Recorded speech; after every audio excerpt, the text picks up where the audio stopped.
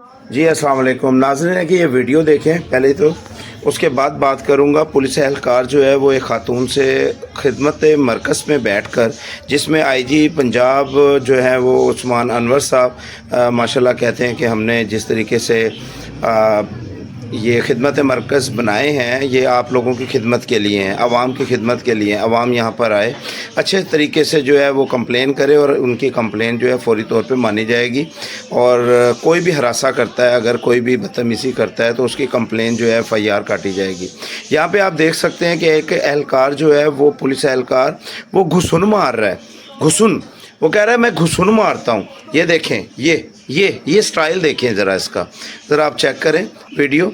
और ये कितनी बदतमीज़ी के साथ एक औरत के साथ पेश आ रहा है। यहाँ पे अगर कोई मर्द होता तो शायद हाथापाई हो जाती, घुसन मुक्का होता, और फिर वहाँ पर क्या कहा जाता, FIR काटी जाती कि इस बंदे ने जो है वो बावर्दी एहलकार के ऊपर हाथ उठाया। लेकिन जहाँ पर ये शख्स जिस तरीके से, जिस बदतमीज़ी के साथ किसी की वो बहन, बेटी या जो है बीवी होगी, अगर वो ये चीज़ वीडियो देख लेगा तो उसके ऊपर क्या गुजरेगी।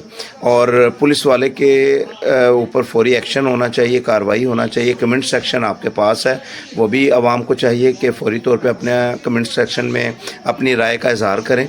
और IG पंजाब और यहाँ पे वज़ीर आला मरियम नवाज़ साहिबा जो ख़ातून भी हैं, उनको फौरी तौर पर इस पर एक्शन लेना चाहिए। और वीडियो देखें आप, और वीडियो देखने के बाद वीडियो को शेयर ज़रूर करें, और शेयर करने के बाद फौरी तौर पर इस पर एक्शन होगा इंशाअल्लाह, और मैं आपको दिखाऊंगा। बहुत शुक्रिया। मेरे नहीं होगी, फिर किसी भी मेरे तोहमत लाएंगी, जा तो तोहमत ही लाएंगी ना। किस चीज की तोहमत ला? मैं और उसमें जो रवैया इधर चल रहा है, जो रवैया चल रहा है, जा जाके दस मैं तुम चेंज करा लांगे। रवैया देखें, इसका रवैया देखें। या बंदे भाई आप क्या कह रहे हैं, वो कितनी गलत बात कर रहा है कि मेरे इस पे चढ़े। ये इनकी तरबियत है, ये तरबियत है। IG साहब, ये आपने थानों का जो बिल्डिंग स्ट्रक्चर है वो तो तब्दील कर दिया है, इनका भी जो है स्ट्रक्चर तब्दील करें, तरबियत दें, मेहरबानी जी। ये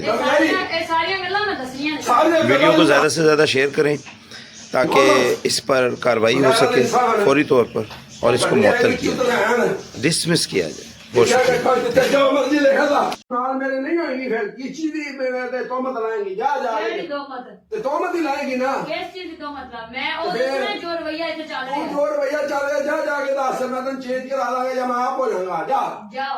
जा बंदे भाई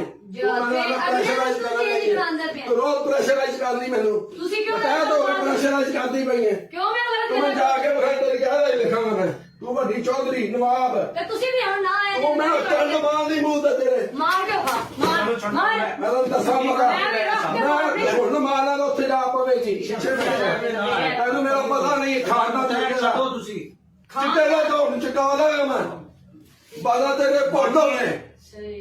ਇਹ ਸਾਰੀਆਂ ਗੱਲਾਂ ਮੈਂ ਦੱਸਣੀਆਂ ਨੇ, ਸਾਰੀਆਂ ਗੱਲਾਂ ਨੂੰ ਦੱਸ ਬੋਲੋ ਬਗੈਰ ਦੇ ਇਨਸਾਨ ਵੱਡੇ ਹੈ ਵੀ ਚੁੱਤ ਰਹਿਣ ਜਿੱਦਾਂ ਕਿ ਕੋਈ ਤੇ ਜੋ ਮਰਜ਼ੀ ਲਿਖਦਾ ਇਹਨਾਂ ਸਾਰਿਆਂ ਦੇ ਲਿਖ ਦਫਾ ਹੋ ਜਾ। ਦੇਖ ਮੈਂ ਤੁਹਾਨੂੰ ਤੈਨੂੰ ਕਹਿੰਦੀ ਤਮੀਜ਼ ਹੀ ਕੋਈ ਨਹੀਂ, ਪਿੱਛੇ ਹੋ ਜਾ। ਤੈਨੂੰ ਵੱਡੇ ਨਹੀਂ ਕਈ ਤਮੀਜ਼ ਹੀ ਕੋਈ ਨਹੀਂ। ਤੂੰ ਰੋਜ਼ ਬਲਾਈਵੇਂ ਕਰਨੀ ਮੈਨੂੰ, ਰੋਜ਼ ਬਲਾਈਵੇਂ ਕਰਨੀ।